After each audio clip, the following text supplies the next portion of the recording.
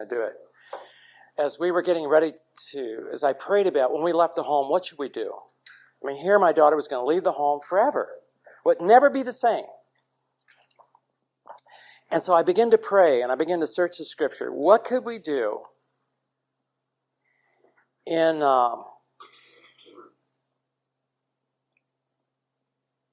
that would be biblical? What would be the crowning, how could you do this in a way that would be beautiful? And I read in the Old Testament, and I read about Rebecca. And I thought, we need a Rebecca service. Rebecca refused to leave the home without what? A blessing. And so the very last thing we did is all the family gathered around before we got in the car to drive her to the church. And we prayed a Rebecca blessing on her. That she was leaving with our blood. It was the last thing that happened in our home. Our son was the last one to get married, and we did it at the church. The very last thing we did is the whole family gathered around Richard before he got married, and we put our blessing on him and upon that marriage. It's like a very final closing thing. But what do you do if you can't?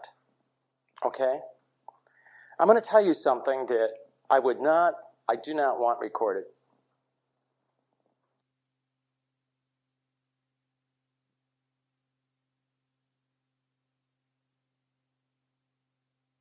Standards, is it? They don't live in my house. They live in another home. And are they listening to music that's not acceptable to their parents? Then there's a problem, isn't there? There's more than a music problem. There's an authority problem. There's a submission problem. There's all of that kind of problem going on in that home. But some of the kids, their parents don't, because not everybody's ATIA, we see. The parents don't care what they listen to. But there's something within inside of them that's telling what they're listening to, even though their folks don't care, isn't right. Yeah, and then I said, well, then it's God.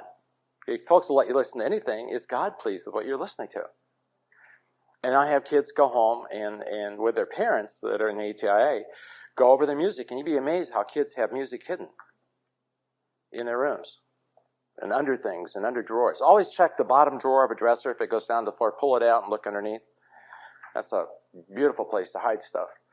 That kind of thing. But music is a very important issue to young people, and it's the last thing they want to really release to God, and they need to do it. Now, let's look at something in children, and when we get the book, Gloria's going to carry it here, because it's not a real thick book, but it's a very wonderful book in how to know and what are signs of good, bad music, and all that kind of stuff. It's the best I've ever seen, and it's not offensive. I mean, some people will be offended by anything again, but this is not offensive. Number one, it's not Bob Jones. People, anything about Bob Jones, you want to read that. They're too squeaky. And if it's Bill Gothard, it smells like it. I mean, I don't care what the cover's like. As soon as you open it, it's Bill Gothard. You just look in, it's Bill Gothard. And, of course, he's against all kinds of music, so you don't want that. And it doesn't smell either way. It doesn't have Gothard smell to it. It doesn't have Bob Jones smell to it, which is wonderful. I mean, there's got to be more people taking the same stand where people already rejected those two areas. Say, well, you ever read this one? Then you can reject this one after you read it, but, read it first. Because a lot of people, as soon as you say Bill Gothard, they won't read it. I got to tell you about this one. Oh, this was unbelievable. Neil Anderson had me go out to California to do a video on children. So I'm looking. We have a youth pastor, and his hair, ponytail's down here. He's going to be part of the panel. I'm going, how did I get on this panel? Neil, what have you done to me? And then there was Johanna Michelson. She is awesome. I mean, she was awesome. She was next to me. I never met her before, but that gal, she's the one that wrote, Mark's Raising Lambs Amongst the Wolves, but what's hers? Well, The Beautiful Side of Evil is her testimony, which freaked me out. It's the first thing I ever read on spiritual warfare. That creeped me. But I wonder now, why did it creep me? It creeped me because I didn't believe in warfare, that's why. But, no, she wrote a book on New Age, and it's an older one. It's got lambs in it. Lambs to the slaughter, yes. I carried in her notes. Her notes weighed 40 pounds of documentation she's going to do on what the New Age is doing and how it's getting into schools and all this kind of stuff. She's really a sharp gal. But also on the platform was this other guy. And so when Neil's introducing us, he said that I was the most fundamental one on the platform. I said, yeah, I squeaked when I walked up here, but I should have figured that out. They could hear it, And this guy is sitting there, And then he said, Jim Logan has been doing some ministries with Bill Gathard, which I was fine with. Well, after we had, this is this is being videoed in, this was not a live one. This was the first one, done very, very beautiful. The rest were all going to be live. This one was not live. And he interviews us on different things. When we got through, this guy walks over to me.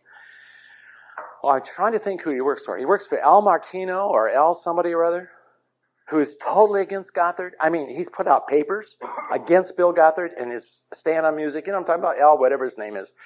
And so this guy comes to me, he says, I've got a whole bunch of papers here against Bill Gothard and his stand on music. I mean, they give these out free. And this guy's a youth pastor, been a youth pastor with Bill years ago, and this guy has a whole ministry against Bill in the music area. So this guy said, well, what should I do with this? I said, well, you serve him, give it out the papers. I mean, that's what you're supposed to do. You do it. And he said, Bill Gothard has gotten really, really wild on this stuff on music. I said, oh, really? He said, yeah. He said, he's even saying that, demons in the music. Can you believe that? With illustrations. I said, no. He says, where do you suppose he gets it? I said, from me. I love those things,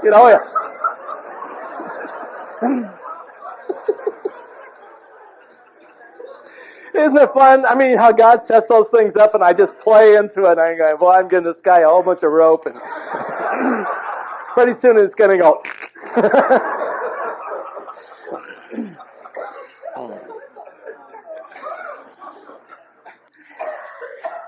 Well, I want to see, what kids need is a mom and a dad that can communicate and are together. More than anything. They need a mom and dad that love each other. And they're seeing families fall apart all over the place. And kids can get so nervous about that.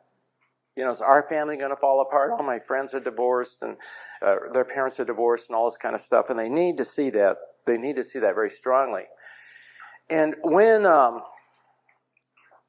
there's a situation in the family with children or young people, they're not walking with the Lord, it causes so much turmoil in that family. And some of you know that. Some of you talked to me about that.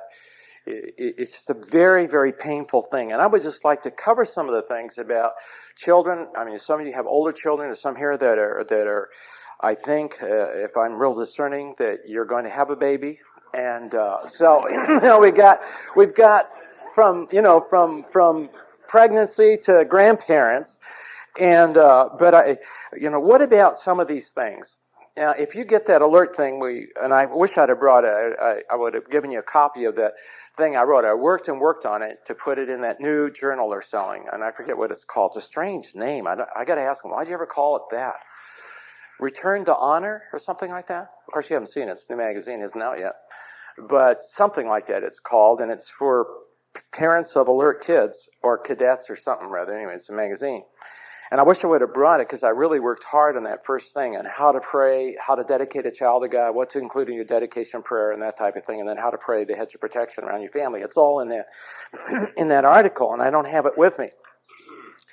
But we do know that today the dedication services of a child in a church often are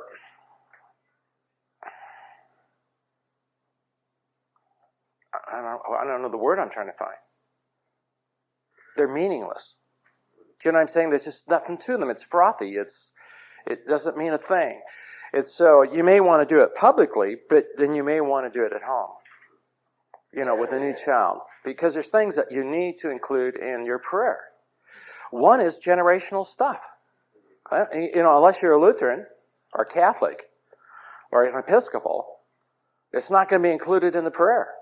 I mean, they read a ritual prayer, but they put that stuff in there because someone one day believed it. And way back at time, there are Lutherans that do believe it. We've had some wonderful Lutheran pastors come as prayer partners. These guys love the Lord, and they're on fire for God. And they pray against this stuff. And they mean it.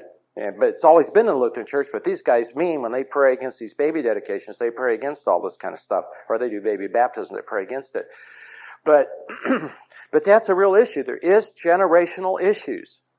And so when you dedicate a child, you ask God to do what? Cut it off.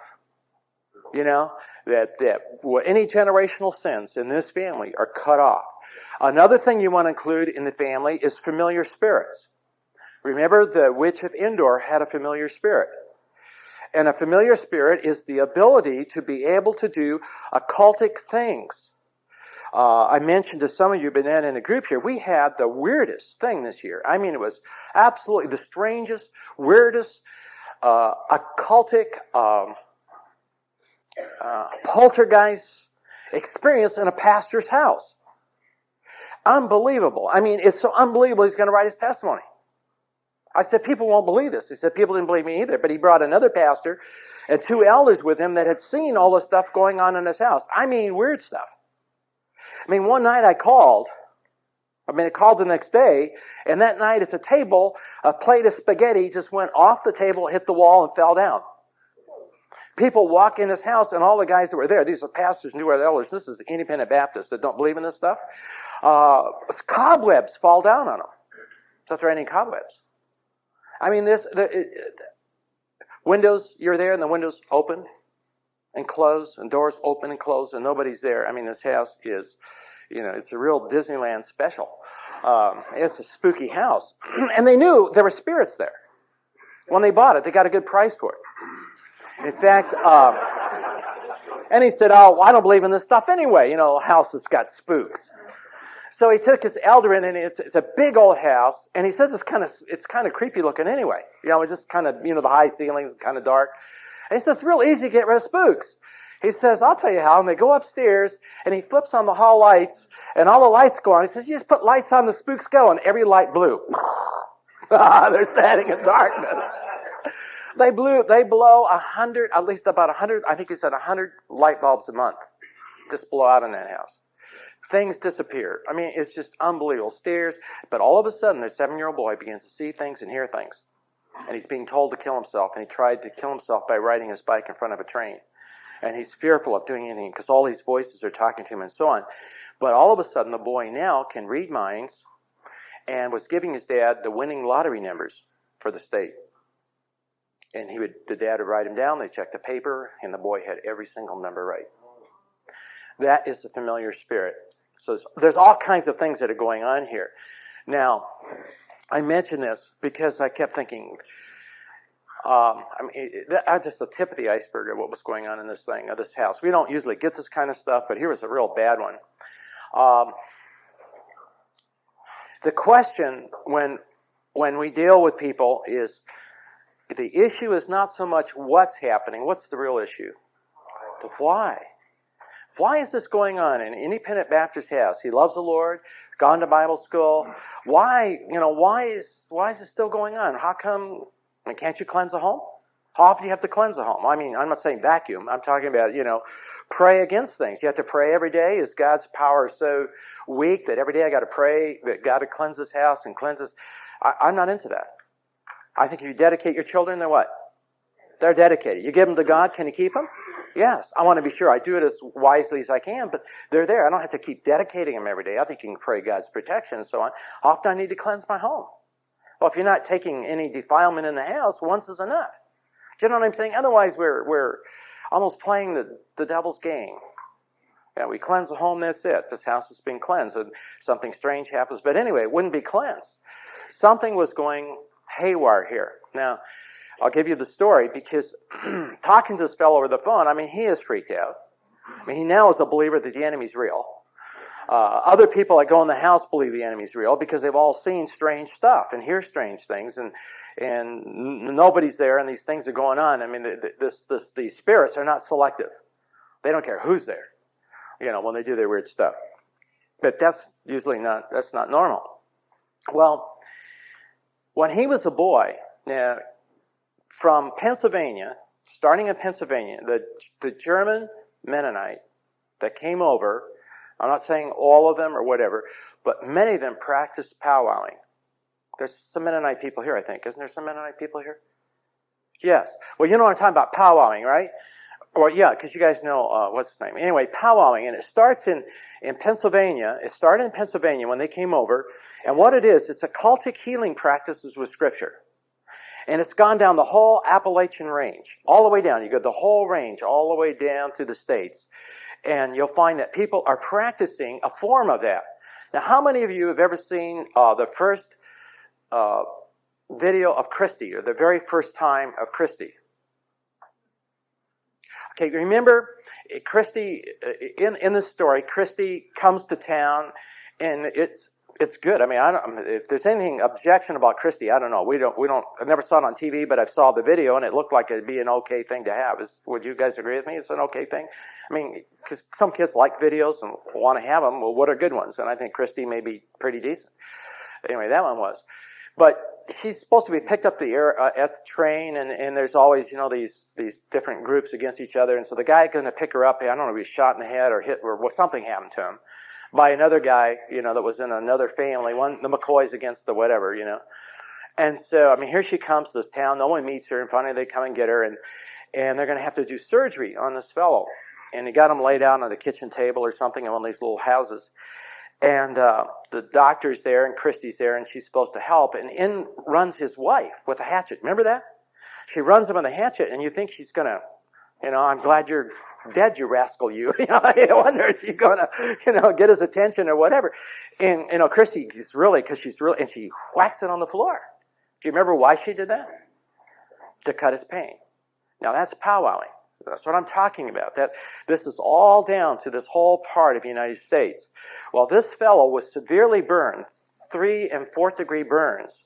And they took him to a powwowing woman. I don't know what they called these women, but they took to a woman, and she took all of the pain out of the burn in one little thing. That's all she did. Whatever she did, she drew the pain, the heat, the heat and all the burning. You know how you get burned and it's still burning? Pulled it all out. So here he is, this little boy. This is a pastor now. He's a little boy. This happened. I know I knew there had to be more to the story, and it just spooks in the house. There had to be something else. Why aren't they going?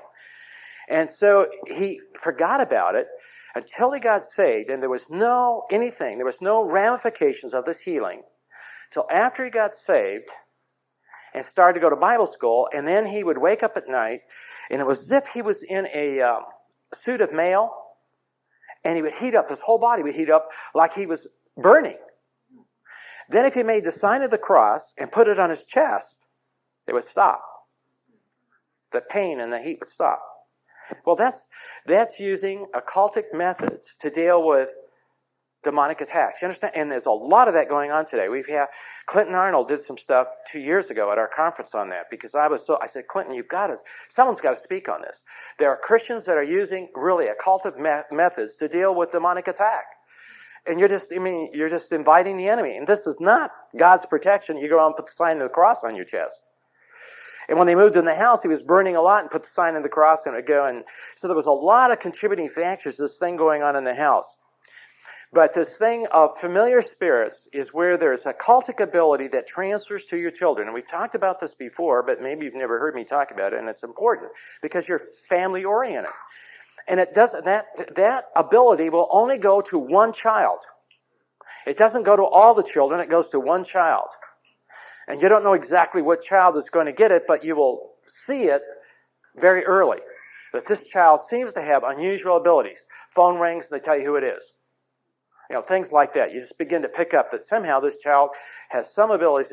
It's already in the family. It doesn't start in your family. It's a generational thing in the family.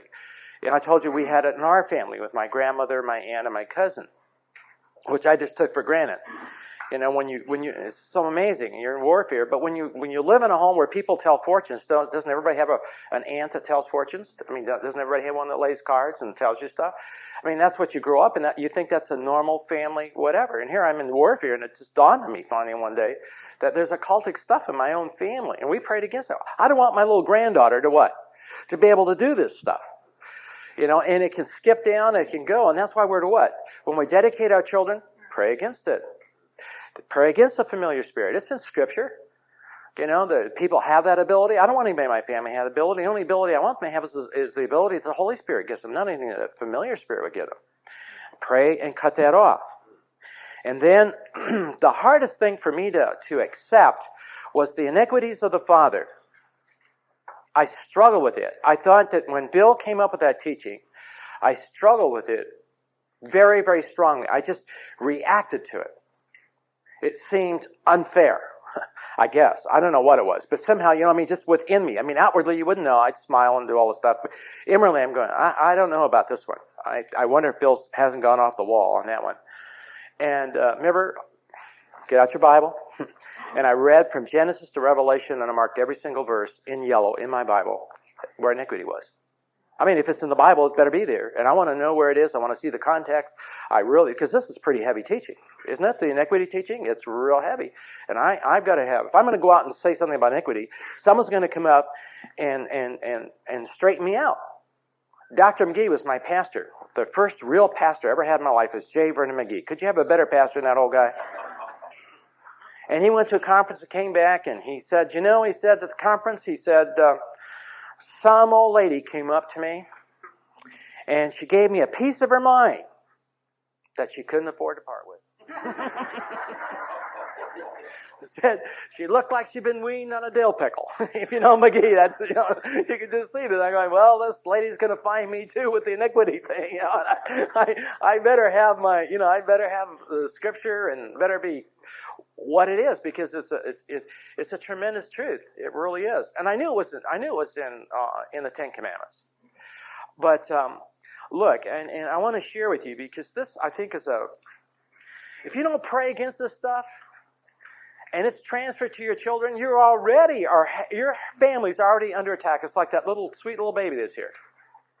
If it has a familiar spirit, if there's generational stuff, already that family is in for big trouble if they don't pray against it, because God talks about it. We're to stand against this stuff.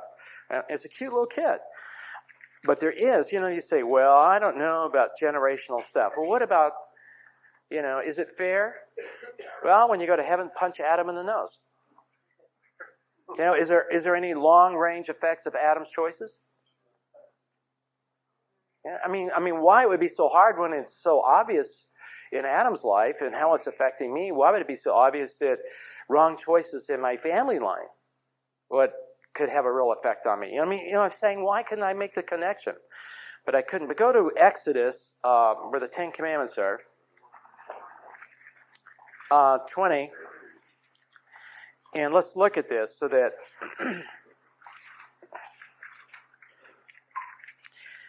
in praying for the kids,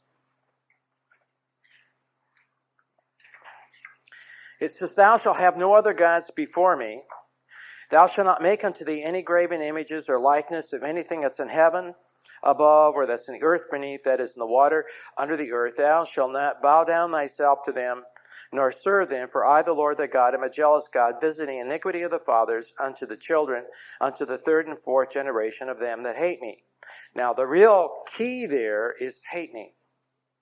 He's saying, well, I don't need to pray about this. I don't need to worry about the iniquities, because whatever they are, I don't hate God. So it's not a problem. And I had to think about this a long time and wrestle with what all is he saying here. First of all, I had to wrestle with what's iniquity. What really is he talking about? I don't think he means sin, because if he meant sin, why didn't he say so? If God's word's pretty accurate and pretty specific, why wouldn't he just say sin? He's not saying sin. And as you do a study on iniquity, if you want to do what I did, read through the Bible and mark them all, I'm not saying do a concordance, I'm just saying go through and read and see it in the context and what it said, because it's not just the word you're looking for how it's, how God sets that word. Well, you'll find that sometimes iniquity could mean sin. You could just read sin there and it would make sense. But there are other verses. Psalm 51, when David was praying, he asked God to cleanse him from his sin and what? In the same verse. Well, he's not saying sin and sin. He can't mean the same thing. There's certain scriptures saying iniquity has to have a different meaning than just plain sin, because it's used together. And then the one, the classic one that Bill uses is in Matthew, where Jesus said, you healed in my name, you cast out spirits in my name, depart from me, you workers of what?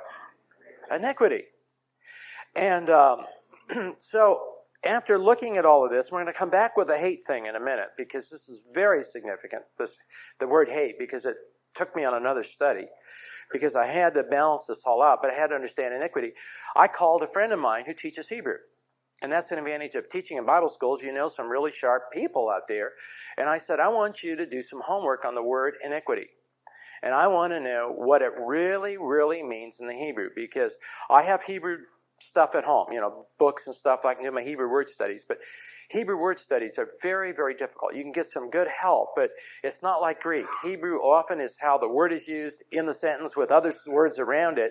If you're going to be specific and it's going to be important to build a doctrine around, I'm going to call a Hebrew professor. And so I said, I'll call you back in 2 days. He's a librarian at Grace in Omaha.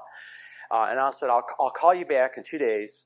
And so I called him back, and he, as a typical Hebrew professor, and has taught it for probably 20 years, gave me uptown definitions. I mean, really uptown. And I'm trying to figure out what the definition, I needed a definition for the definitions. And I'm going, Dr. Stan, I said, this is real uptown, but I speak to downtown people. And I said, they won't have any more. I might as well stick with iniquity. I mean, these definitions are they're just too difficult. I mean, the big words and I said, and I think maybe I figured out what you're saying. And I said, if what I'm saying is wrong, then tell me. I don't want to teach false. I don't want to teach anything new. Because when I tell you something and you think false, it's my fault. You know what I'm saying? Because I'm responsible for what you hear when I talk. And I don't want to teach anything scripturally that would ever, ever, ever be wrong. I mean, to me, that would be a false teacher. And I don't want to be a false teacher. And so I said, Stan, this is what it sounds like. And if you don't have this definition for iniquity, it's probably the best one you can put down. Basically, the word iniquity means self-willedness in an area. So what is the scripture saying? The scripture is saying that in a family, who someone does not want God's will in an area and wants to be self-willed, he's opening up future generations to have destructive temptations in that same areas. The world sees this, don't they? I say, well, it's alcohol, it's alcoholism and it's gone down and so on. And, you've heard me say, they tell you it's bad genes. The only problem with that is that the Bible never stoned anybody for bad genes. They stoned them for sin. And we get guys in there that tell me, well, I have a problem with my sexual orientation, and my problem is a small thymus. I go, oh, really? Well, that's what they're being told. So if I have a small thymus, which I have no control over, then I am not responsible that I can't relate to a lady, right? It's not my fault. It's a birth problem, birth defect. Yeah. And it's being supported by universities and by professors and medical doctors, but most of those guys are single. They're promoting this stuff because what do they have to do? That's not a sin. It's not a choice issue. It's just a birth issue. It's a lie out of the pit of hell. And I'll tell you this. I'm amazed at how many young men that I counsel that are struggling with their male identity. Teenage boys. And you can't guess by looking at them. Some of them look like they got the football pads under their shirt. It's getting stronger and stronger and stronger. If what's happening at the office, the families I'm talking to, the young men I'm counseling, we're being plagued with the young men struggling with, are they male or not male? It's unbelievable. It's tragic. It's really tragic. Affirm your son's maleness. Affirm your daughter's femininity. God made what? Male and what? Female, and they're different. They're different. If I told you some stuff that make you sick, and I'm not going to tell you, but it tears my heart out to see these fellows. And that's why I want you dads to talk to your sons. Please start talking to your sons. They got to talk to somebody. And they start having all these questions and all this stuff going on in their head, and they're afraid to tell you because you would reject them, and you're not talking to them about anything else anyway, so why are they going to talk about the most struggling thing inside of them that maybe something is wrong? And it's a heavy issue. It's a big issue. So the iniquity is a self-willedness. So when a man rejects God in one area of his life, that rejection can affect 4 generations.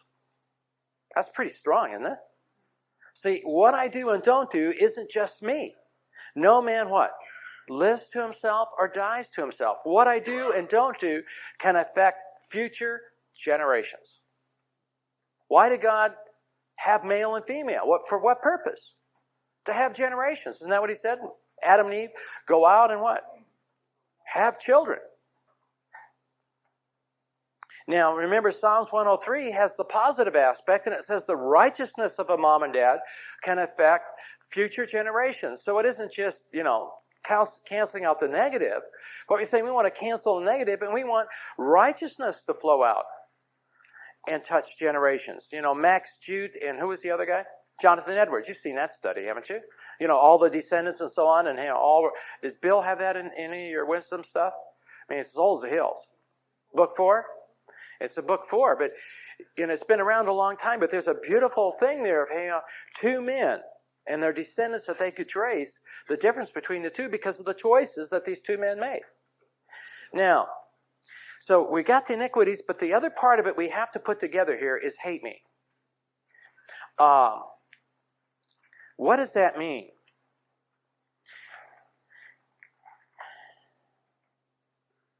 I'm trying to figure out which one to go first.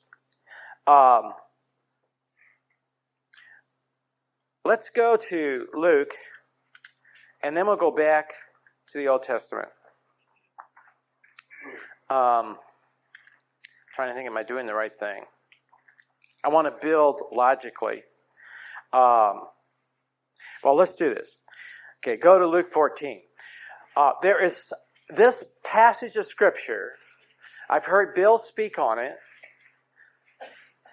I wasn't satisfied that it gave me all that I wanted, and I wished it wasn't in the Bible.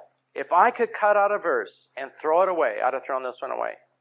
I mean, it's the most difficult, and this is the one they throw at you at Bible college. Because here we're teaching authority. Yeah, we're trying to teach authority in a Bible school, understand authority and God's authority and so on. And the kids will come up with this verse. And it just left me cold. It's verse 26. If any man come to me and hate not his father, oh good, and his mother, and his wife, and his children, and his brethren, and his sister, yea, his own life also, he cannot be my disciple.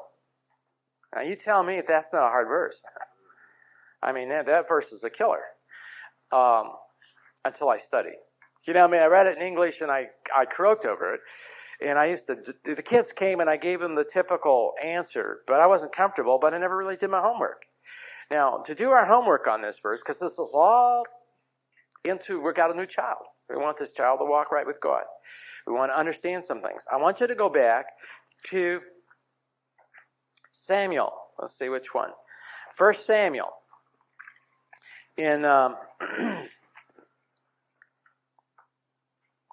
Okay. We'll just jump around here a little bit. Verse 12. Chapter 2. 1 Samuel chapter 2, verse 12.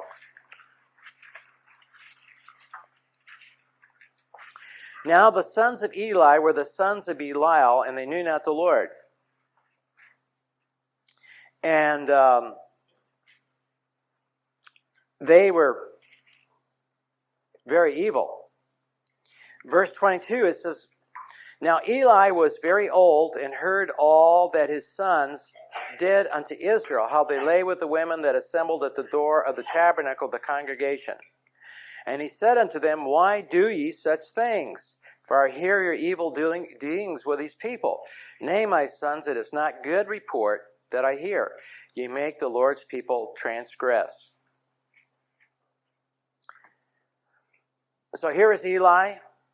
Here is his married sons, and they were doing immorality and telling people don't put your meat in the water because we don't like water-soaked meat, and all the stuff they were doing. It was really, really terrible. And then we're going to come down, and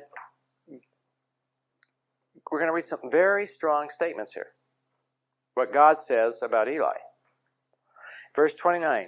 Wherefore you kick me at my sacrifices and at my offerings? Why have I commanded in my habitation? Thou honorest thy sons above me, to make yourselves fat with the chiefest of all the offerings of Israel, my people. Wherefore the Lord God of Israel saith, I said indeed that my house and the house of thy father should walk before me forever. And now the Lord said, Be it far from me, for them that honoreth me I will honor, and them that despise me shall be lightly esteemed.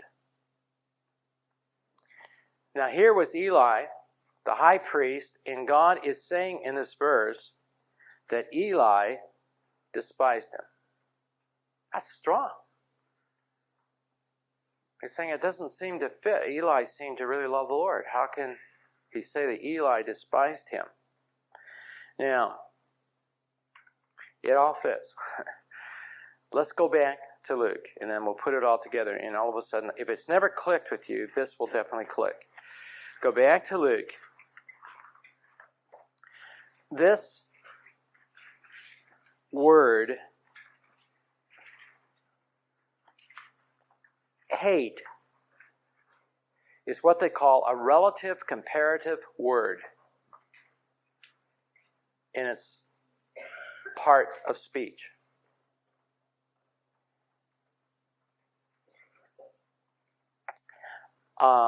Across the street from First Baptist Church, I think it is, there is a very strange restaurant. The only thing you see of the restaurant is an elevator that sticks out of the cement. Do you know what I'm talking about? Downtown, it's just an elevator comes up. You walk into that elevator, and they take you down underground, and there's a hole in the middle of the street where they got windows, so the restaurant. But I was taken there to eat the last time I was here speaking. And it's really nice. And the food is very good. I mean, really good. They bring around hot bread, different kind of bread and stuff. The guys carry these, I don't know, metal things. Maybe it's Texas, but, we don't have that.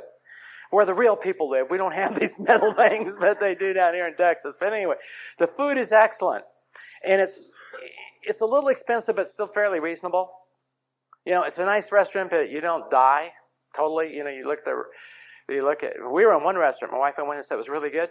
There wasn't any prices, and so I'd never been in one like that. And I asked the waiter. I said, "There aren't any prices." He said, "Let me tell you something." He said, "If you have to ask the price, you shouldn't be eating in here." And we said, "What's the cheapest thing on this menu?" And he told us. I said, "How much?" And he told us. It was special, and we hated to get up and walk out. It was our anniversary, and some of it was a really good restaurant, but it was a little out of our class. But this one is really, really nice. It's downtown. And they gave us a menu. And I looked down this menu, and I like to order different things. I mean, not strange things, but different. I don't want snails or things like that. And then they keep crawling off the plate. That's the hard part about snails. But, or frog legs, and they're still wiggling. And we cooked frog legs one time. We watched them in the pan and put them in the garbage. Jumping around. We eat dead things at our house, Oh, my. Little country boy, But anyway, so we're reading down the list. And the problem with menus is what? I mean, you go to a restaurant, you get a menu. What's the real problem? There's a lot of selections, and you can only select what? One. That's the problem. Now, this is where you got to get the word hate and what it means in the Greek and Hebrew. And that is, when I chose one, I chose against all the others. Do you understand what I'm saying? It isn't just I chose this. When you choose for something, you also choose what? Against something, and that's exactly what that word means. Eli chose his sons over who? God. And God says, Eli, you despise me. Because God is to be what? Seek ye what? First the kingdom of God. Love the Lord thy God with what? And then everything else comes underneath. Eli's sons work for him. And he knew about their sins, and he left them in the ministry. Because some of you have maybe adult sons or daughters that are not living for the Lord, but they're not doing it in your house. You no longer have jurisdiction over them. You no longer have authority over them. You can say what you're doing is not right, but that's not the same thing as being in ministry and your son's a youth pastor and he's immoral with all the girls in youth group and you don't do anything about it. If you could see, that was the issue here. And so you get back here and he said, if any man come after me and chooses his father or his mother or his wife or his children or his brother or his sister or his own life over me, cannot follow me. Because what am I putting first in my life? Yeah, I'm not putting God first. Because we know we're not to hate. I mean, I thought Ephesians tells us very strongly to love our what? Wives. But I can't put my wife over God. You know, there needs to be the proper order there. Or my children, or my own life. Yeah, I want to do with my life, or whatever I want to do. And that's what iniquity is. You put that all together. Iniquity is when I choose against God. I know God says this, but this is what I'm going to do. When I make that choice, I'm choosing against God. It's if I hate God, and future generations are going to have destructive temptations because of my choice in the very area I chose. Now, when does an iniquity, as far as I'm concerned, and generational sin stop being a problem, basically? And I think by time between 8 and 12 years of age, it stops being a problem. It's no longer an iniquity problem. It's my problem. Because spirits are only spirits of what? Influence, not control. So when I choose against God, I'm allowing the enemy to bring influence upon my descendants for a particular type of sin. Can they resist him? Yes, they can. But if they don't resist, and they continue to do this, by the time that they're 12, they're into a lifestyle now. It's not so much what? An iniquity problem. It's what? Their choice problem. Do you understand what I'm saying? Somewhere it becomes a choice problem. And they have to realize if they keep going in this lifestyle, they're going to put it down to what? Another generation. And what you see is what? Each generation gets what? Worse. Each generation gets worse. As one generation is influenced by the enemy in an area, and then their children are influenced, it goes deeper and deeper and deeper. And our family is full of awfulness. Now, you don't have to know everything, but we have alcoholism on two sides of my family. I have an aunt. I mean, she's dead, but I had an aunt that was well, we wondered. You know, she hung out at bars all the time. You know, on my dad's side of the family, we have all this occultic stuff. Are we just going to do nothing and say, I hope the kids turn out? You better believe we don't do that. You know, why did God allow us to know those things in the family? So we could pray over our kids, dedicate them to the Lord, and ask God to cut that stuff off from their life. I don't want a granddaughter that's going to hang out at bars and take men home at night because she has a great aunt that did that. In alcoholism, I mean, so many of our family members are just alcoholics. I don't want my kids struggling with the desire for alcohol and drink and live a life of alcoholism. I'd rather not have kids. I mean, really, I'd rather not have kids than have had any problems since that time. And Dad said nothing. You know, when they cleansed the house, Mom and Dad got their life right, prayed against these things. These are just typical, normal, ornery boys. You know, I said, you bring your sons to me, and we cast demons out of them. Doesn't mean they're going to make their bed, okay? Trust me. This could be ornery boys, but they don't need voices, and they don't need all these kinds of desires that are coming up in them, and they don't know how to deal with them and all this stuff that's happening inside that's not normal. And so, dealing with kids. And so, if you sense something with a child, there are two things that you need to do. And that is, if it just started, see if something came into your home that was not there before, that somewhat is associated with the child, that you questioned about when you got it anyway.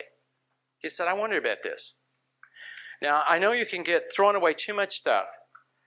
You know, I mean, most of us wouldn't wear any clothes because most of them are made in Taiwan or somewhere. And how do you know they didn't weave demons in them?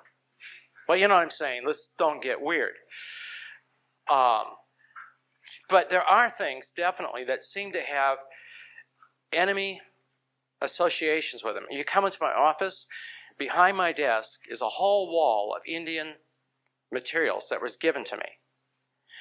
The one thing across the top that ties it all together, it's about this long and has antlers coming out, feathers hanging down, rawhide beads on this end.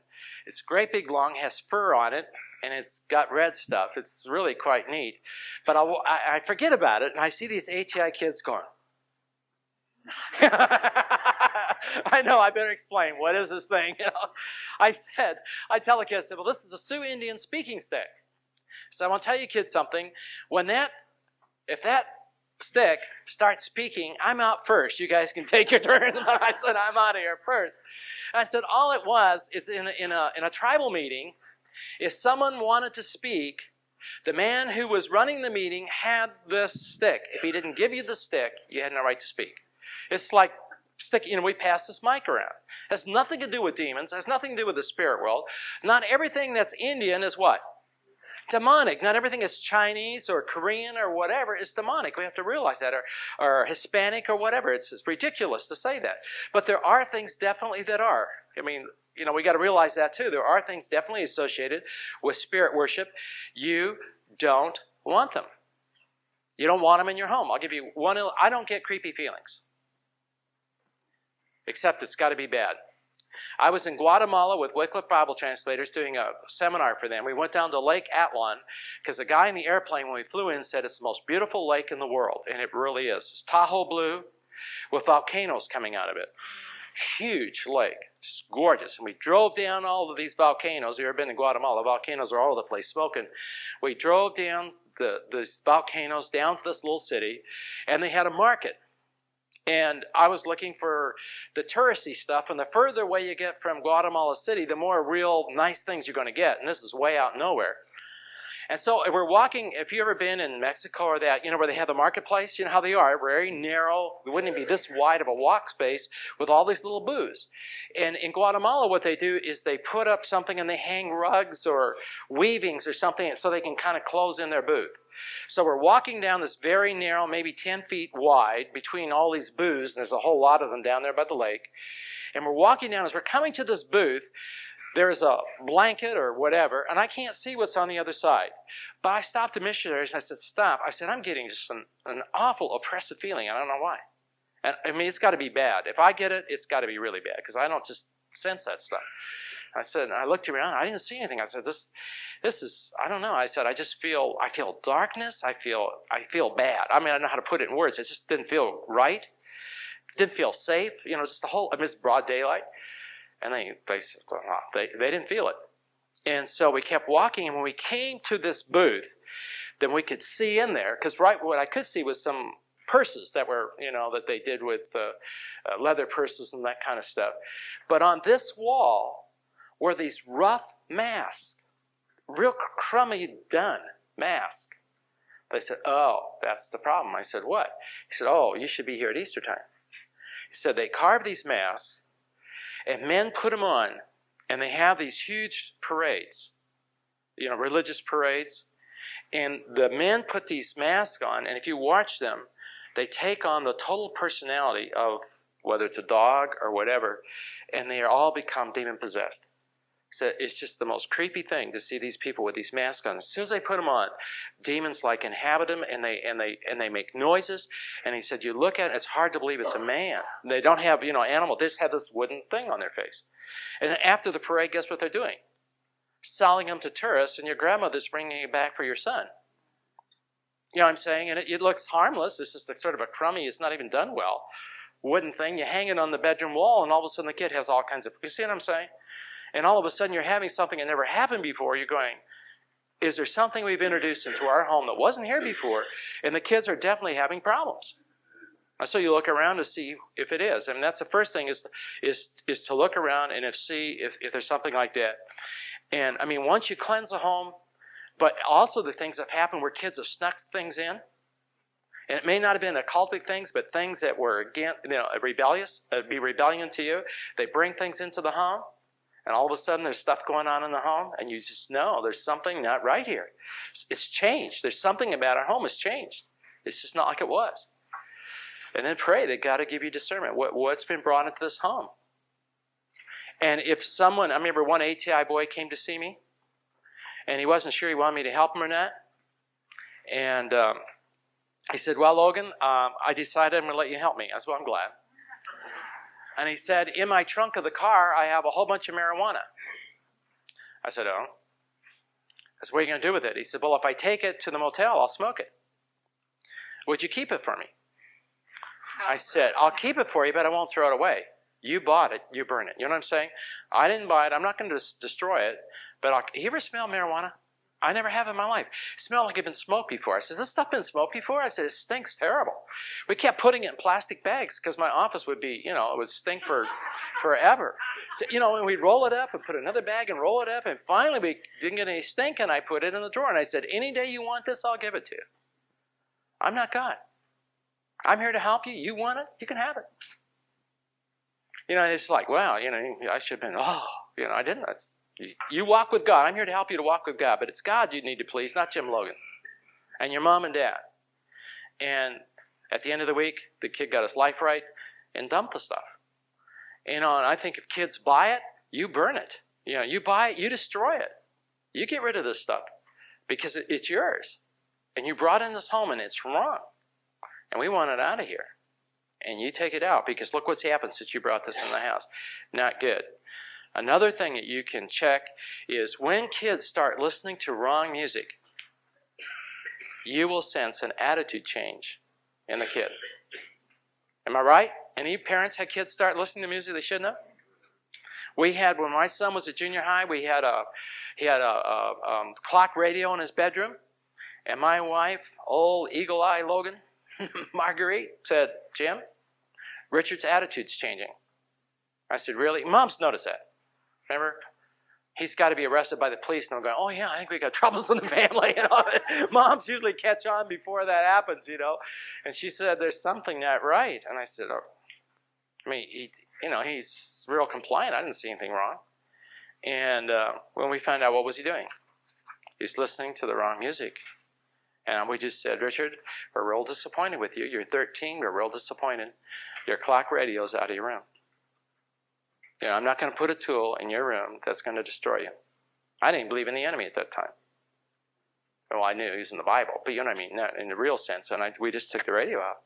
If you can't handle the radio, you can't have it. We love you too much.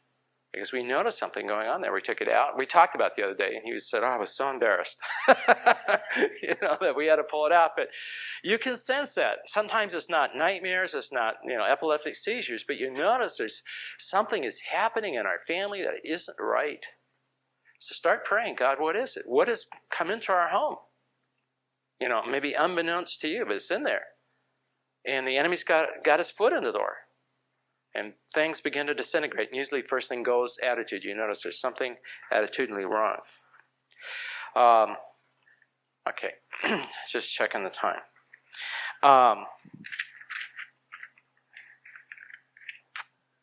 See if there's anything else. I think some simple things in working with kids, your own children, and so on. I don't know if you can do this, but if you bring your child to me, or a teenager, I look them right in the eyeball and I said, I want you to make this one commitment to me. And I said, what's that?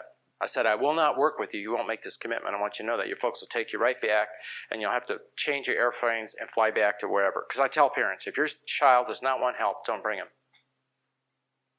Because I tell these kids, I get the boys. I said, your parents want me to wave this Bible over you, and you're going to be a different kid. And I've looked at you, and I think I probably need to hit you in the side of the head with it. And they just laugh. Most of these kids know me, and it's like, knock some sense in them first. I got your attention, now let's read Scripture. But this is the commitment. Will you promise me that you will not lie to me? You can say, I don't want to talk about it, and I'll honor that. Because when you lie, who do you take your stand with? The father of lies. And how can a young person come to freedom when they're standing with the father of lies with the counselor? Right? They're what? They're choosing against truth. Who's truth? Jesus said, I'm the way, the what? The truth.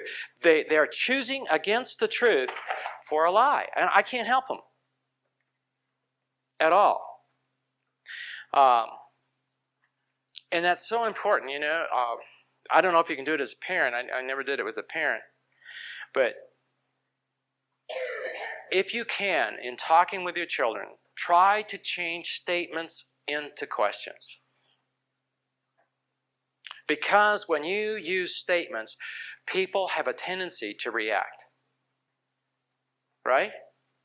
I mean, there's a reaction right away. Rather than putting it into a question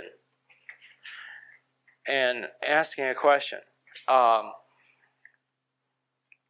You know, I get a kid and this seems so dumb, but let me give you one. You know, you're really bitter, aren't you? What's the kid going to tell me? No. You know what I say?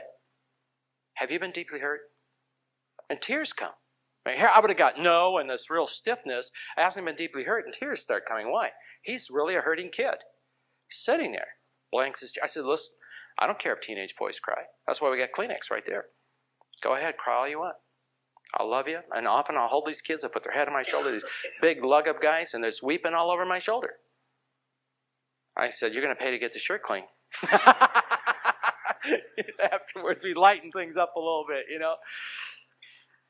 But if you understand what I'm saying, and we're as parents, we do more of the FBI thing. You know, we wake them up and got a flashlight in the night. Tell me the truth, the whole truth. You know, so help you God. Have a right to read to you. This your rights. Now, but you know that kind of thing. I don't ask you to listen to bad music. I say, do you ever listen to music your parents don't approve of? See, it's just different. It's just you're accomplishing the same thing, but it's not as strong. And kids appreciate that more than the FBI type stuff. And being upset. I think we're just about through here. I'm actually run through a whole bunch of questions, but I think you understand the idea of asking them questions and not statements. And then little kids, pray over them while they're sleeping. Older kids, you can pray with them. You know, if there's enemy involvement and so on in their life, and they've confessed and everything, just pray. Any door they open to the enemy. Because remember we talked about that when you allow flies in the back porch, it doesn't mean they're going to stay there. So when a kid opens their life up in one area to let the enemy come in, then the enemy will seek to go into other areas of the life. They would like to bring the whole... Remember that little track, My Heart, God's Home, or something like that. Remember that? Well, see, the enemy would like to get in every room. The bedroom, the living room, the entertainment room, the kitchen. He'd like to get in all those areas and bring all the areas of a person's life. He'd love to influence all those. And it starts with just an opening. And when the kid confesses in that thing, then thank God and ask anything that's there that the enemy's taking advantage of, that the Lord remove the enemy off that life. With an older child. And with the younger child, pray over them while they're sleeping. If you sense something. And you can pray and you may not see anything, and just because you don't see something, that's okay. Yeah, what are you trusting? What you see, or you going to trust the power of God? Trust the power of God. If you see something, that's fine. If you don't see anything, that's fine too. But I'll tell you what you do see. If there was enemy stuff, you're going to see a change after you pray over the child. Nightmares will stop. Whatever, when it's a young child that's really struggling with something that's passed on to them generationally. Any questions about this purpose? Yes, ma'am. You were mentioning about night terrors in children, they're just bare feet. Well, a nightmare and a night terror are two different things. Okay. A nightmare is a bad dream that's spooky. A night terror is where the kid wakes up screaming, but you can't wake him up. Anybody here had kids with a night terror? Okay, you know what I'm saying, don't they? They're just not there. They're pointing or whatever, and you can't get them awake. And it's really, they're just totally frightened. And usually they can't remember what they dreamed about. It was just so terrible they can't remember it, where most kids remember nightmares. Oh, I had one of those dreams where I was running and someone was after me and I couldn't scream. One of those paralytic, the paralytic dreams, you can't, and there's somebody coming after you or a dog's going to get you.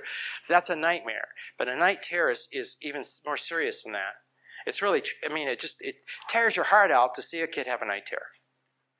But if they have just one or so, I wouldn't be concerned. But if it's like continually again, wait a minute, this can't be right. This child belongs to the Lord. The Lord says, peace, what? Leave with you. Peace, my given. Let her be afraid. And here this kid is being terrorized at night. This can't be, this is not of God. And as the protector of this family, I refuse to receive it. We're going to stand in the gap here and pray against whatever's here. Is this just some attack on my family? There's no ground here, but there's an attack here. We come against that because you see something. I would pray as specifically as you can. When you see something, pray specifically about it. Pray generally, if that's all you know, but pray specifically about what you do know. One thing, and if you have kids that are going out, like Nathan is, the kids called me from Singapore. That was interesting. I got a call from Singapore. I love these ATI guys. They're calling me. They were in Singapore, and this family got saved, and the whole demons were running through the house, and people were seeing demons. The kids called, Logan, what do we do? From Singapore. And I said, thanks for calling. Let me tell you what I would do. And we told them what to do, and the kids did it, and God really honored it. But I got a letter from a navigator. And then we met the fellow, and I mentioned this at the Got the Thing, and I've told Bill about it, but I want to tell you about it because you're parents, and you may have kids that are going over to Taiwan, Singapore, or something else. This was a navigator missionary with the Navs in Taiwan. He went over there, and after being there a time, he had a complete mental breakdown. They brought him back to the States. He went through Link Care in Fresno, which is a mental health place for only missionaries. He was there for 3 months. It was in my prayer letter years ago. You remember that? He saw 16 different psychiatrists, and no one could figure out what's wrong. They had him just doped up on every kind of, medication, one to get up, one to go to sleep, one to keep your mind clear. And, this guy was a walking zombie with a medication.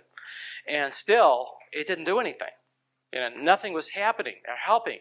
And he got a hold of Mark Bubeck's book, The Adversary or Overcoming the Adversary. Mark is the one who founded ICBC, our office. And he read that, and it gave 12 symptoms of someone that was being demonized. And as he read the 12, he had 18 of them. He knew, hey, this is a spiritual problem. They were treating it as a psychological thing, but this is really spiritual. He did not believe in warfare. He went to the same kind of Bible school I did and so on, that didn't believe in this stuff.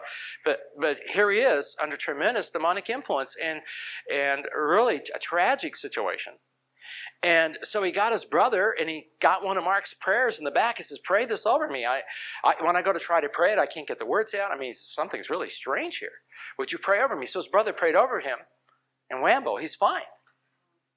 Now he's back in Taiwan and has been back, and we get letters from him all the time. He's come by the office and all that. Really a neat guy. And he tried to figure out, how did that happen?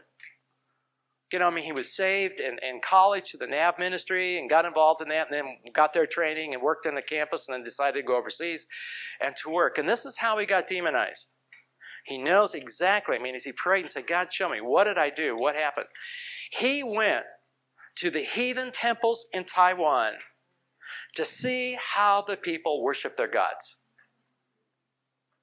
He didn't have God's protection. Because what did God tell the children of Israel? Don't learn how what? The nations around you what? Serve their God. What did David say? David said, I will not take up the names of a foreign god in my lips. David wouldn't even bring up this in the Psalms. And so he realized, and you say, well, what about, what's her name? The real neat gal in India. Amy Carmichael. She went in the heathen temples, and she didn't lose her mind. Did she go as an observer or a rescuer? A rescuer, and she had God's protection. You see, I don't need to fear when I go on the Indian reservation, even when the medicine man is sending demons at me. Why? I'm not going in to see how the medicine man does his stuff. I'm going in there as what? To bring light to those that are in darkness. And I have God's protection. But if I go in as observer, and there are Christians that will go to these powwows or whatever they call it, the Indians do. The guys have opened their shirts and showed me. And they have scars the size of a dime on their shirts. They stick skewers in their chest, and they dance, and people are coming and taking pictures of these Indian powwow, or whatever they call it. They do sun dancing and all that kind of stuff. And people are there, all the touristy stuff. And these guys pull these skewers out at the end as an offering to spirits. Is that something you want to go and take your family to and take pictures of?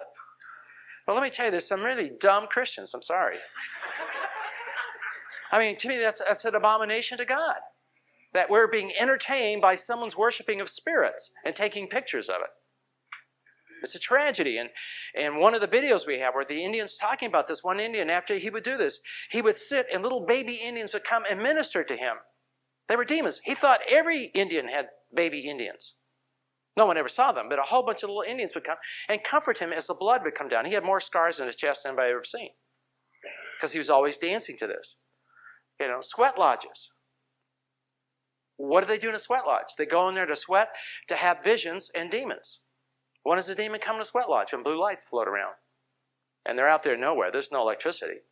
And they know demons are here now, and these guys will fall over. And there's guys going in there to sweat with the Indians. I mean, if you want to sweat, dig a hole. But, don't go in a sweat lodge. I mean, it's amazing. And they're Christian people doing this kind of thing. Your kids are going overseas. They're not going over there to study what the heathen do. They're going over to take light to people in darkness. And curiosity can get them in the wrong place.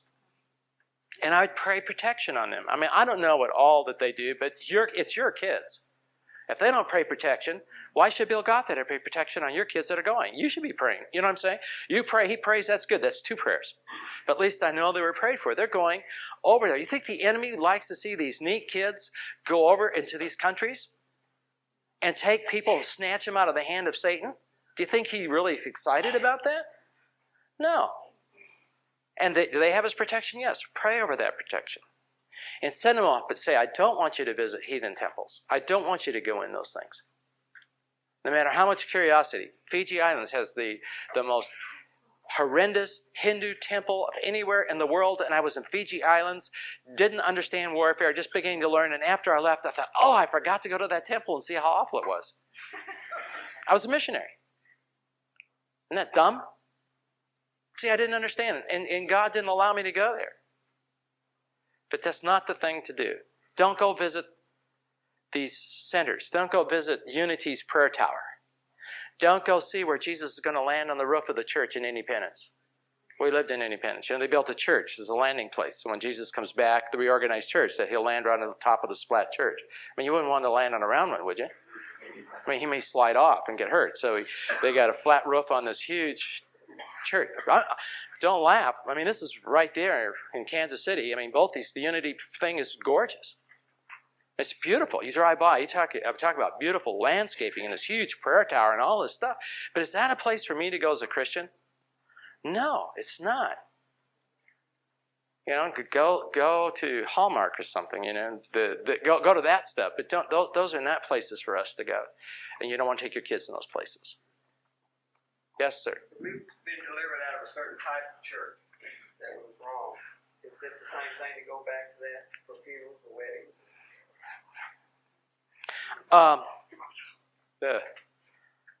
It's lunchtime, isn't it, or something? It's 12 o'clock. Oh, brother.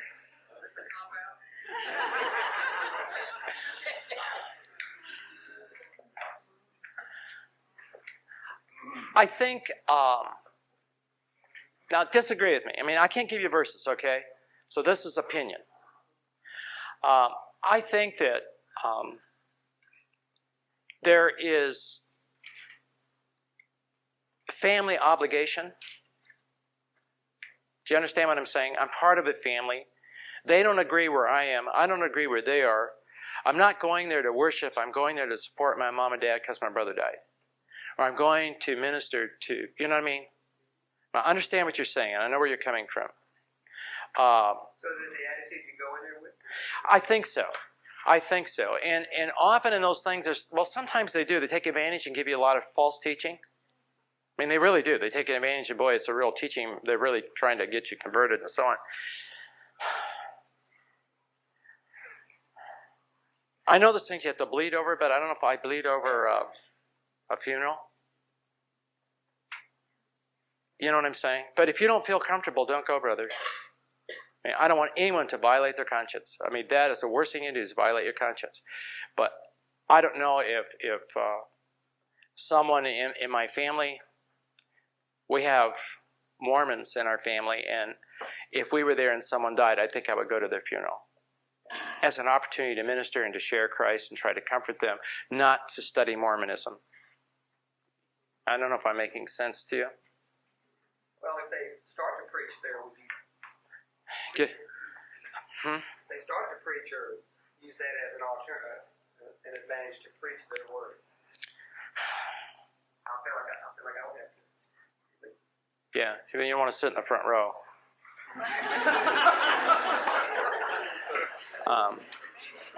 Yeah, I mean, see, you know, and I have a pretty good idea what you're talking about, probably.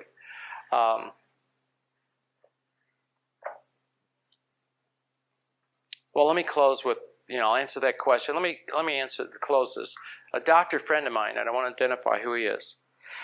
Brother is a doctor, and his wife died.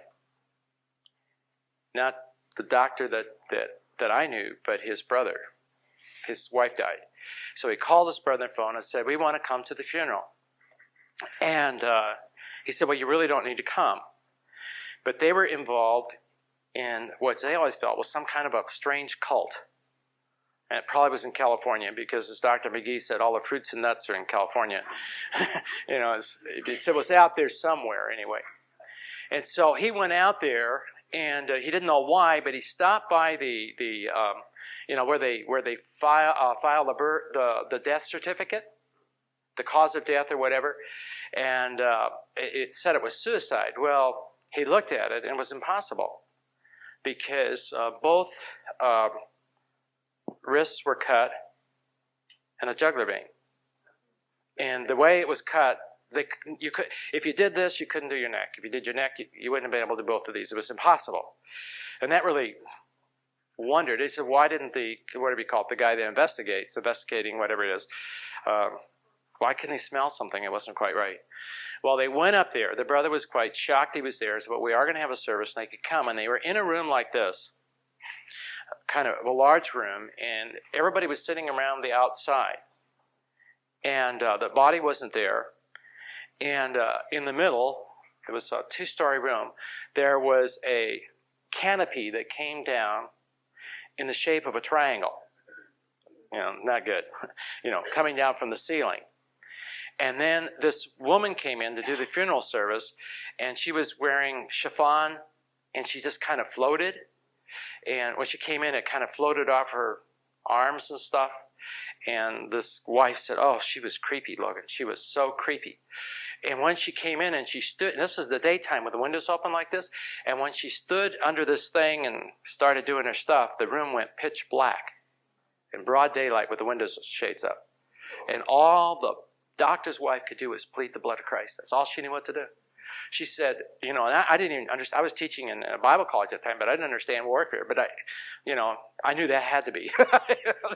There had to be something there, because this is legitimate people that I know. And this fellow graduated magna cum laude from from medical school and on the boards of all kinds of stuff. And would you go to a funeral there? No. You know what I'm saying? And it may be similar to that, or not that bad, or whatever, but we can't be pressured by culture, even by our family, to do that which we feel is wrong. And if they don't understand, it's their problem. Do you know what I'm saying? It's really not my problem. If they really don't understand, I'm trying to be kind and nice. If they don't understand, I don't know what else to do. I have to stand for what I feel is right. One more. Okay. I feel this way.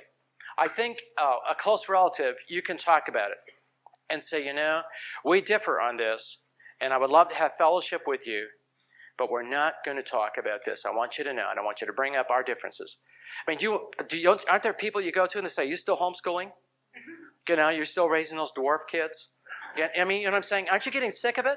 Every time you see them, they're putting you down or putting the kids down, and this poor family and all this stuff. You're saying, wait a minute. If we're going to have fellowship, this is where we're going. This is where you're going. We know what we've heard it.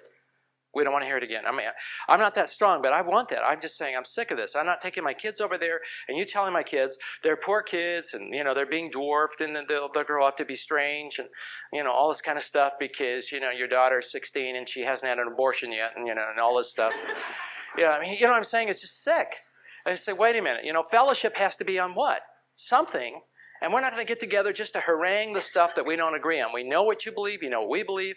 That's it. We're going to have fellowship as sisters, fellowship as brothers, but not fellowship around the religion that we definitely cut out. And if we can't have it, I'm sorry, we can't have fellowship. We stopped having Christmas with my parents. We lived right behind them. You know why? Because my kids thought Christmas was the time that Grandpa got drunk. I grew up in that. My kids were not going to have to grow up in that. And I said, you want us to have Christmas, you can't drink. You want to drink, we're not coming. I know that's strong, but you know what I'm saying? Why should my kids have to put up with all of that? I had to. And there just comes a point, that's a bleed issue for me. It may not be a bleed issue for you, but it's a bleed issue for me. If you really love us, then drink some other time. We don't want any dirty stories either. I always thought Christmas and Thanksgiving was a time families got together, got drunk, and told dirty stories. I grew up in all of that.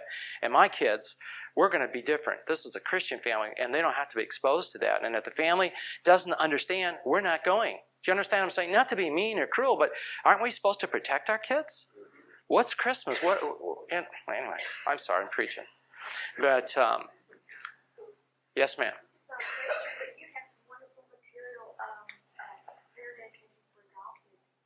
Yes, we do. I don't have it with me. I don't think. I just threw some stuff on kids in here. But we do have, we have a couple that are really excellent how to pray for adopted kids. Because you don't even know what they're bringing with them.